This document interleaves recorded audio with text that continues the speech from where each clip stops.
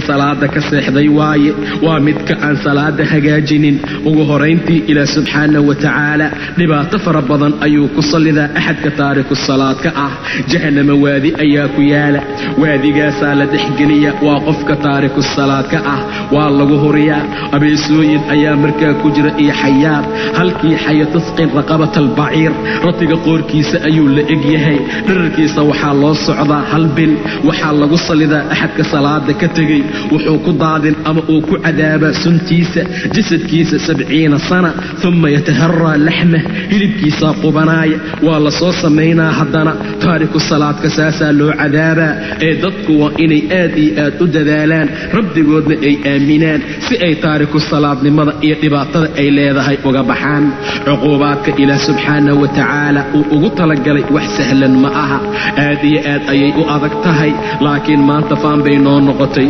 maanta waxay noo noqotay arin reer magaalnimo ah salaada qofkii dayaca ayaan la wax la dhahayn qofkii salaada dayacaan qabiilka laga tiraynin qofkii salaada dayacaan la ganaaxaynin qofkii salaada dayacaan la waaninaynin qofkii qaaraanka diida qabiilka laga tiraa qofkii qaaraanka dhiibi waaya ayaa la ganaaxa qofkii qaaraanka dhiibi waaya loogu hanjabaa inaan ilmaha la duugaynin qofkii salaada ka taga qaaraanka dhiiba ninka ugu sareeya loo arkaa war sidaamna ahee qofka salaada tukanaya qofka ugu sareeya oo arka asaga wax tar leh asaga qiimo iyo wanaag leh asaga sharaf alla agtiisa ku leh subhanahu wa ta'ala